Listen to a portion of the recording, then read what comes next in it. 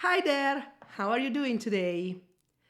Today I want to answer with a video to one of you guys, one of my listeners who has posted a very beautiful question to me. This person was asking me, I love what you have to say about being authentic. I also like that you're thinking about personal growth. How do you match the two? How do I make sure that I continue to evolve and grow without losing my own authentic self? So I love this question because this allows me to clarify that being authentic to your own self does not mean that you get stuck where you are forever. Okay. Um, I have a perfectly clear example that impacted me in the past and something that I want to share with you of what I mean by keep on being authentic, but at the same time continue growing. Okay. So, very early in my career, I had the opportunity to go to Asia for work, and at that time I was doing very much a lab work where I was using several different chemical substances to do something which is called failure analysis, which is something about better understanding how semiconductor devices broken down. Anyway, the point is, I was using chemicals, very, very dangerous chemicals. Okay. And I was used to work out of Italy, where safety procedures were top notch. And I visited plants and suppliers and various organizations in Asia where unfortunately the safety standards were, according to my understanding, and I stand on that, this is one of my values, were not protecting, I want to say, the life of the people there, okay? Or anyway, they could have generated very severe incidents, let me say. and so, and this is, so I needed to alert and I wanted to make sure, because this is one of my values, that everyone using those labs were fully equipped with safety devices and the lab construction and all of that was according to the best of the standards from the safety perspective. This is one of my proudest moments, and at the same time one of the moments in which I recognize I was very immature. And I'll tell you why. Because what I did, I escalated far too fast.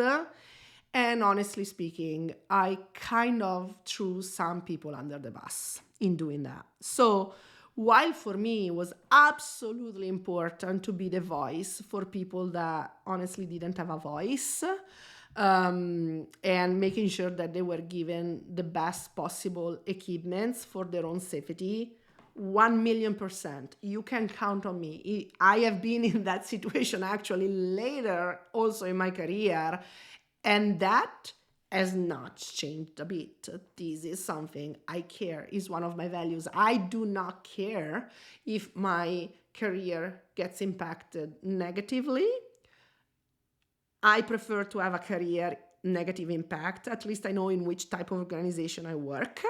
And I can change probably, right? But I will never be able to live with my own self if I am in a position in which I can help the safety of individuals and I do nothing about it. Okay? The how I went about it, I would totally change that. I would totally change that.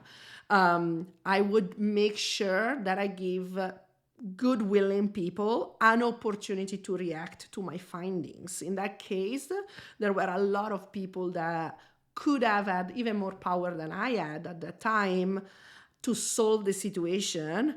And I think they were really willing. They just didn't know what was going on. And I didn't give them a chance, right? And so that actually made them look bad in front of their bosses for honestly not much fault of their own, okay?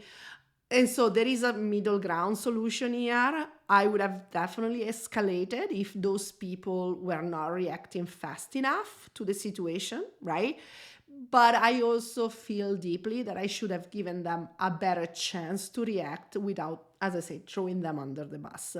With a little bit of empathy more, I understood that my way of going about it wasn't ideal. Okay. So I hope this example clarifies clearly that authenticity and growth can be part of the same strategy. And this is what I help my clients with. Oftentimes, I notice that there is a misunderstanding when people do things that are not necessarily the best for their outcome in their career. It's not because they start with bad intentions, but the perception that the organization gets is different from their intention. In my case, for example, I think at that time I was perceived a little bit immature. I was perceived maybe as a troublemaker when my intention wasn't to create problems for anyone, honestly. It wasn't about being immature. I just wanted the safety of the people protected, right? And so now I have faced a similar situation, and I went in a very different way, in a much more mature way, obtained the same results, which is what was critical for me, but in a way that actually people looked at me and were like, oh, okay, this is how you handle such a big issue, right? And so I find that a lot of clients of mine really benefit from reflecting about how to approach the situation. And this is what we do, right? We talk about what are the consequences of certain way of behaving and what is the best strategy to, yes, be authentic, obtain the results that you want, and at the same time shine through this challenge that is thrown at us. Do you want to know more? I hope this was helping understanding how authenticity and growth go hand in hand.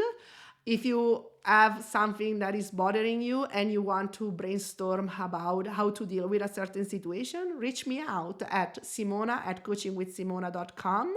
And please don't forget to subscribe to my YouTube channel. I'll talk to you soon. Bye bye.